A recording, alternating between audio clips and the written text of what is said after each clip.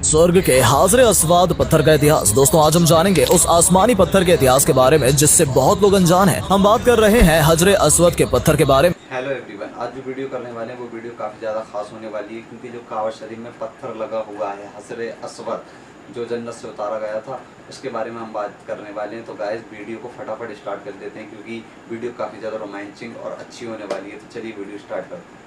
स्वर्ग के हाजरे अस्वाद पत्थर का इतिहास। दोस्तों आज हम जानेंगे उस आसमानी पत्थर के इतिहास के बारे में जिससे बहुत लोग अनजान हैं। हम बात कर रहे हैं हजरे अस्वद के पत्थर के बारे में। ये एक इकलौता ऐसा पत्थर है जो सफेद रंग का था और जन्नत से आया था, परंतु वक्त के साथ साथ इसका रंग काला पड़ गया। आज हम इसके पीछे के कारण और रहस्य के बारे में जानेंगे। हाजरे अस्वद मुसलमानों के तीर्थ स्थल काबा में वो पत्थर है जो काबा की दीवार पर लगा है। अरबी भाषा में हजर पत्थर और अस्वद काला को कहते हैं। कई घटनाओं के बाद इस समय ये 3 बड़े और विभिन्न रूपों के कई छोटे छोटे टुकड़ों में है। टुकड़े लगभग 2.5 फुट के दायरे से जुड़े हुए हैं जिनके चारों ओर चांदी का गोल चक्कर बना हुआ है। जो मुसलमान हज या उम्र करने जाते हैं उनके लिए अनिवार्य है कि तवाफ करते हुए हर बार हजरे अस्वाद को चूमें। अगर संख्या ज्यादा हो तो हाथ के इशारे से भी चूम सकता है। इस पत्थर से जुड़े हैं बेशुमार किस्से। मुस्लिम समुदाय में अगर किसी ने जन्म लिया है तो उसके लिए जीवन में कम से कम एक बार हज यात्रा पर जाना अनिवार्य माना जाता है। मक्का में हज पर जाने वाले मुसलमानों को हजी कहा जाता है। यहाँ मुसलमानों के पवित्र धर्म स्थल काबा पहुँचकर हज यात्री काबा की परिक्रमा करते हैं और काबा की पूर्वी कोने में लगे काले पत्थर को चूमते हैं। चारों ओर चांदी के फ्रेम में जड़ा हुआ ये काला पत्थर जिसे अरबी में अल हजरू अल अस्वद कहते हैं। इतिहासकारों और अन्य धर्मों के लोगों के लिए भी ये हमेशा से विवाद का विषय रहा है। इस्लाम आने के बाद इस पत्थर को लेकर इतनी बातें बढ़ गई हैं कि असल सच भूल भुलैया में कहीं खोकर रह गया। इस पत्थर को लेकर इंटरनेट पर और तमाम किताबों में इतिहासकारों लेखकों ने अपने अपने हिसाब से तर्क दिए हैं। काबा के पूर्वी कोने में लगा है ये पवित्र पत्थर। कोई इसे एक धूमकेतु का टुकड़ा बताता है तो कोई चांद से टूटकर गिरा हुआ टुकड़ा। ये सब अनुमान सिर्फ इसलिए लगाए जाते हैं क्योंकि इसके बारे में सटीक जानकारी किसी को उपलब्ध नहीं है। इसलिए अगर इसे इस पत्थर की उत्पत्ति का सबसे सटीक अनुमान लगाना है तो विवादों और मान्यताओं से परे जाकर अरब और उसके आसपास के पुराने धार्मिक रीति रिवाजों को झांकना होगा। हजरे अस्वद के पत्थर का इतिहास। इस्लामी पौराणिक कथाएं के अनुसार जब इब्राहिम अलैहिस्सलाम और उनके बेटे इस्माइल खाना काबा की तामीर कर रहे थे तो हजरत जिब्राइल ने ये पत्थर जन्नत से लाकर दिया जिसे हजरत इब्राहिम ने अपने हाथों से दीवार काबा में नसूब किया। 606 ईस्वी में जब मोहम्मद सल्लल्लाहु अलैहि वसल्लम की उम्र 35 साल थी, सैलाब ने काबे की इमारत को बहुत ज्यादा नुकसान पहुंचाया और कुरैश कबीला ने इसकी दोबारा मरम्मत की। लेकिन जब हजरे अस्वद रखने का मसला आया तो कबीलों में झगड़ा हो गया। इस कबीले की ये ख्वाहिश थी कि ये सौभाग्य उसे ही नसीब हो। अल्लाह ने इस झगड़े को रोकने के लिए यह तरीका इख्तियार किया कि हजरे अस्वद को एक चादर में रखा और तमाम सरदार कबीलों से कहा कि वो चादर के कोने को पकड़कर उठाएं। सबने मिलकर चादर को उठाया और जब चादर इस मुकाम पर पहुंची जहां उसे रखा जाना था तो कबीले के सरदारों ने हाथों से इसको दीवार काबा में नस्ब कर दिया। सबसे पहले अब्दुल्ला बिन जुबैर ने हजरे अस्वद पर चांदी चढ़वाई। 1268 ईस्वी में सुल्तान अहमद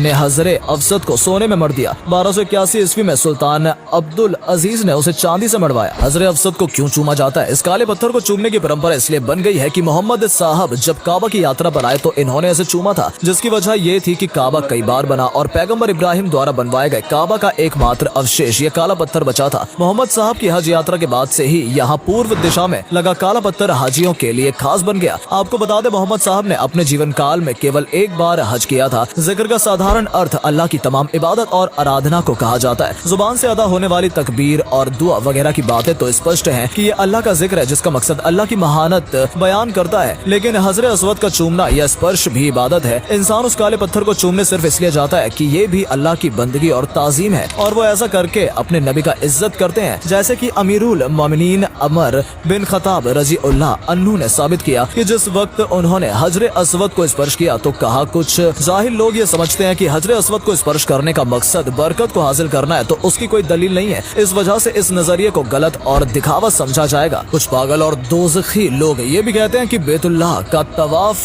परिक्रमा भी ऐसा ही है जैसे वालियों की कब्रों का तवाफ किया जाता है और ये अंधविश्वास में आता है तो वो इसके जरिए अपनी गंदी मानसिकता का सबूत देते हैं। क्योंकि अहले इमाम बैतुल्लाह का परिक्रमा सिर्फ इसलिए करते हैं कि अल्लाह ताला ने उसका हुक्म दिया है और जो काम अल्लाह के हुक्म से हो तो वो काम इबादत होता है। इसकी मिसाल के लिए कुरान की इस वाक़ये पर गौर करें कि अल्लाह के अलावा किसी और से सजदा करना बहुत बड़ा शिक्र पाप है। लेकिन जब अल्लाह ताला ने फरिश्ते से कहा कि आदम को सजदा करें तो ये सजदा था तो आदम को, लेकिन इबादत अल्लाह की थी, इसलिए उस वक्त जिसने सजदा न किया वो जहन्नमी कहलाया और अल्लाह ताला ने सजदा न करने वाले इब्लिस को मरदूद करार दिया और उस पर लानत अमानत भेजी। बैतुल्लाह का तवाफ एक बहुत बड़ी इबादत है, ये हज का हिस्सा भी है और इस इस्लाम का हिस्सा है। यही वजह है कि जब मुदाफ में ज्यादा भीड़ ना हो तो तवाफ करने वाले के दिल में खास लज्जत और अल्लाह का उपस्थित महसूस होता है। इस तरह स्पष्ट हो जाता है कि तब आपकी अहमियत और उसकी महत्वता बहुत ऊंचा स्थान रखती है। बाकी अल्लाह सबसे ज्यादा जानने वाला है। कुरान में नहीं है जिक्र। सबसे पहली बात जो इसमें ध्यान देने वाली है वो ये कि इस पत्थर का कोई भी जिक्र कुरान में नहीं है। ये सबसे अहम हिस्सा है जिस पर सबसे पहले गौर करना चाहिए। इसका जिक्र कुरान में न होना इस बात की तरह इशारा करता है कि इस पत्थर को पूज्य या तो पैगंबर के इस दुनिया से जाने के कुछ ही दिनों पहले बनाया गया था या फिर जाने के बाद। इसका जिक्र कुरान में न होकर सिर्फ हदीसों में मिलता है और लोगों का मानना है हदीस बस कहीं कहाई बातें हैं जिनका कोई ऐतिहासिक आधार नहीं है। इसी वजह से हदीस में क्या सच है क्या झूठ कोई बिल्कुल दावे से नहीं बता सकता है। काबा मुसलमानों का सर्वोच्च धार्मिक स्थान है। हदीस में भी अलग अलग बातें हैं। इस पत्थर की उत्पत्ति को लेकर बहुत सी इस्लामिक हदीसें हैं। कोई हदीस कहती है कि पैगंबर इब्राहिम जब काबा बना रहे थे तो दीवार में एक जगह खाली रह गई थी। उसको भरने के लिए उन्होंने अपने बेटे इस्माइल को बोला कि कोई पत्थर ढूंढ कर लाओ। पहले इस्माइल जब ढूंढने गए तो पत्थर कोई नहीं मिला, मगर जब वो वापस आए तो देखा कि ये काला पत्थर दीवार के उस खाली कोने में लगा है। इस्माइल ने जब अपने पिता से पूछा कि ये पत्थर कहाँ से आया तो इब्राहिम ने कहा कि जन्नत से जिब्राइल नाम के फरिश्ते ने ऐसे ला कर दिया है। बस उसी दिन से काबा में ये लगा है और पवित्र हो गया। ग्रीक भाषा का एक शब्द है बैतुलस। सेमेटिक धर्मों यानी ईसाईयत, यहूदी और इस्लाम मानने वालों की मिलीजुली भाषा यानी सेमेटिक भाषा, अरबी, हिब्र इत्यादि में इसे बैत एल या बैतुल कहा जाता है, जिसमें बैत का अर्थ होता है घर और एल मतलब खुदा। इसी एल शब्द से आगे चलकर इलाह और फिर अल्लाह शब्द की उत्पत्ति हुई। बैतुल का पूरा अर्थ हुआ खुदा का घर। ऐसे पवित्र पत्थर के लिए इस्तेमाल होता था जिसके बारे में मान्यता होती थी कि उस पत्थर में जान है। ऐतिहासिक जानकारी के अनुसार ये पत्थर या तो धूमकेतु के टुकड़े होते थे या फिर उस जैसे दिखने वाले लावा के पत्थर जिनकी अरब और उसके आसपास के लोगों द्वारा पूजा किया करते थे। हजरे अस्वद या अजर शिवलिंग। हज के दौरान किस्वत को हटाकर इसे दिखाया जाता था। दिखाने की विधि भी रोचक है। इस पत्थर को सीधे न दिखाकर योनि के आकार के चांदी के एक बड़े भारी फ्रेम में दिखाया जाता है। कभी कभी इसे स्वर्ण फ्रेम में भी दिखाया जाता है। हज यात्री फ्रेम के बीचों बीच बने एक गोलाकार छिद्र में झांककर इसे देखते हैं और इसे चूमते हैं। काबा की साथ प्रदर्शिता करते समय प्रत्येक बार इसे देखने और चूमने का विधान है। तो दोस्तों कैसी लगी आपको हजरे अस्वद यानी स्वर्ग के पत्थर का इतिहास? हमें कमेंट करके जरूर बताएं। वीडियो अच्छी लगी हो तो वीडियो को लाइक और चैनल को सब्सक्राइब जरूर करें। धन्यवाद।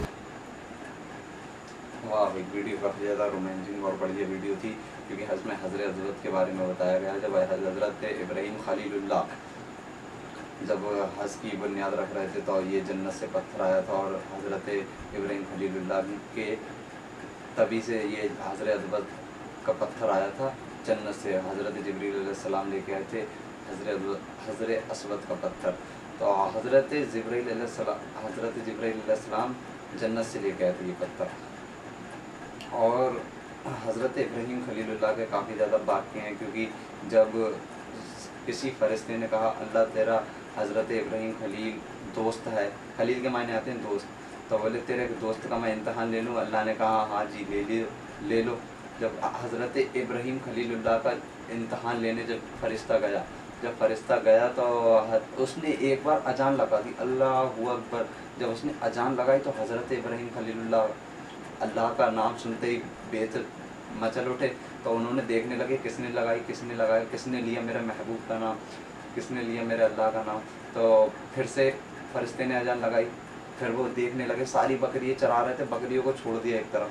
फिर देखने लगे और फिर वो फरिश्ता दिखाई दे गया। तो बोले तुमने मेरे महबूब का नाम लिया? बोले हाँ जी मैंने लिया था नाम अल्लाह का। तो बोले एक बार और सुना दो अल्लाह का नाम। तो बोले अब मैं नहीं सुनाऊंगा ऐसे, अब मुझे तुम कुछ इसके बदले में दो। तो बोले ये बकरी हैं, इसमें से आधी बकरी तुम्हारे नाम कर दूंगा, एक बार मेरे महबूब का नाम सुना दो। फिर वो अल्लाह का नाम फिर अजान लगाते हैं। बोले बड़ा ही प्यारा लग रहा है तुम्हारे मुँह से, एक बार और सुना दो। तो एक बार और सुनाया। बोले इसके बदले में क्या दोगे? बोले ये बकरी सारी तुम ले जाना। तो बोले ठीक है। तो एक बार और नाम सुनाते हैं। तो कहते हैं अब तो तेरे पास कुछ नहीं बचा, अब मैं किस बिना पे सुनाऊंगा? बोले इस बकरी चराने के लिए तुम्हें एक चरवाहा की ज़रूरत है। बोले तुम्हें एक चरवाहा की ज़रूरत है, तुम फिर से अजान सुनाओ और फिर मैं तुम्हारी बकरियों को चराता रहा करूँगा। तुम मेरे महबूब का नाम सुनाते रहना और मैं तुम्हारी बकरियाँ चराता रहूँगा। तो हज़रत इब्राहिम खलीलुल्लाह ने उनका पीछा नहीं छोड़ा था। फरिश्ता अल्लाह के बारगाह में गया। बोले बाकी में अल्लाह तेरा खलील, तेरा दोस्त वाकई में तुझसे बहुत मोहब्बत करता है। तो गाइस वीडियो पसंद आई हो तो वीडियो को लाइक करें क्योंकि हज़रत इब्राहिम खलीलुल्लाह का बात क्या आ गया था तो मैंने सुना दिया। ऐसी नारे नमरूद के एक आग के कुएं में छलांग लगा दी थी तो अल्लाह ने ये वाली आयत नाजिल फरमाई थी, कुल्ला नारू कूनी बर्दो सलामो अला इब्राहीम, ए आग हज़रत इब्राहीम के ऊपर ठंडी हो जा। और आग का ये मसला था कि आग आसमान से बातें कर रही थी, इतनी आग भड़क रही थी, लेकिन हज़रत इब्राहीम खलीलुल्लाह ने उसमें छलांग लगा दी क्योंकि अल्लाह का हुक्म था। अल्लाह के हुक्म से मतलब उन्होंने नमरूद के आग में छलांग लगा दी। और फिर अल्लाह ने ये वाली आयत नाजिल करी, कुल्ला या नारों कूनी बर्दो सलामो अला इब्राहीम, ऐ आग हज़रत इब्राहीम के ऊपर ठंडी हो जा और रहमत वाली बन जा। तो आग फूलों वाली बन गई थी। तो गाइस वीडियो पसंद आई हो तो वीडियो को लाइक करें, चैनल को सब्सक्राइब करें। मिलते हैं किसी नेक्स्ट वीडियो में।